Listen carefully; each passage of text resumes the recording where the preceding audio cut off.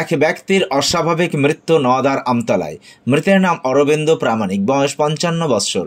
ঘটনাটি ঘটেছে আজ সকালে নওদা থানার আমতলা পুরাতন পোস্ট অফিস এলাকায় নিজস্ব বাসভবনে। সকালে ঘরের মধ্যে ঝুলন্ত অবস্থায় দেখতে পায় মৃতের ছেলে। তার চিৎকার শুনে ছুটে আসে প্রতিবেশীরা এবং নওদা থানায় খবর দেওয়া হয়। সেই মতো নওদা থানার পুলিশ এসে দেহ প্রথমে আমতলা গ্রামীণ হাসপাতালে নিয়ে যান। সেখানে ডাক্তারবাবু মৃত বলে ঘোষণা করেন। তখন মৃতদেহ নওদা থানায় নিয়ে যাওয়া হয় এবং পরে সেখান থেকে ময়নাতদন্তের জন্য বহরমপুর পাঠানো হবে বলে জানা যায়। কী কারণে মারা গেলেন বলতে পারছেন না কেউ, তবে গোটা ঘটনা তদন্ত শুরু করেছেন নওদা থানার পুলিশ।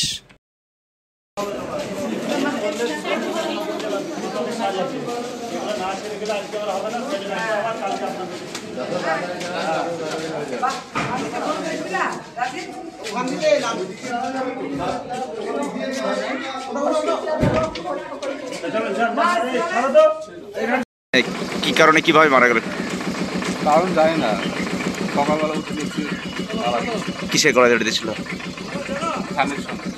দড়ি দিয়ে। কি নাম মারা গেল যে? বয়স কত? 55। কোথায় বাড়ি? আমতলা। কি কারণে মারা গেল জানা যায়নি। তা পুলিশকে জানিয়েছিলেন? পুলিশ এসে নিয়ে যাচ্ছে, তাই তো? ঠিক। তোমার নাম কে হয় তোমার? ওর বউ ছিল না, বাবার বাড়ি গেছিল। হ্যাঁ, তারপরে বলছে যে দরজাটা খুললি, তারপরে বলছে যে বাবা গলায় দড়ি দিচ্ছে। ওর বউ স্বামীকে ডাকছে, এদের গলায় দড়ি দিচ্ছে। তারপরে ইয়েতেই মারা গেছে। তারপরে তো বললো। মানে এটা দেখলো কখন? সকালবেলায় দেখেছে। আজ সকালে? আজ সকালে ঘরের মধ্যে ছিল? ঘরের মধ্যে ছিল। প্রথম দেখলো কে? বাজানো ছিল। কে দেখলো প্রথম? ফার্স্টে ব্যাটার বউ দেখেছে। মানে যে মারা গেল ওনার ছেলের বউ? হ্যাঁ, ছেলের বউ দেখে তাই ডাকছে সবাইকে যে খুলতে হবে, তখন খুললো। আপনারা সবাই আসলেন? হ্যাঁ, তারপর আমি শুনলাম, বানি ফোন করলাম। কি কারণে মারা গেল বোঝা যাচ্ছে? বুঝতে পারি। কি নাম ভদ্রলোকের? অরবিন্দ। কি করেন উনি? ওই যে গাছ টাছ করে, গাছ টাছ খড়ি টড়ি কাটে, গাছ কেটে কিনে এরকম করে, এইসবই করে। আমার বাড়ির পাশেই তো, একদম বাড়ির পাশে। এমনি এর মধ্যে কারোর সঙ্গে ঝগড়া ঝামেলা কিছু হচ্ছিল নাকি? কিছু বুঝতে পারিনি। বানিয়ে বললো মা কিছু বুঝিনি, তাই তো শুনলাম। তারপর পুলিশ আসলো এখন, আর দেখলাম যে আমি যেতেই আমাকে বললো যে কাকিমা যান না, আপনি এতে যান, তাহলে দেখতে পাবেন। হাসপাতালে নিয়ে এসেছিলেন? তাই হাসপাতালে ডাক্তার অমৃত বললো। আপনার নাম? আমার নাম বিজলি সাহা।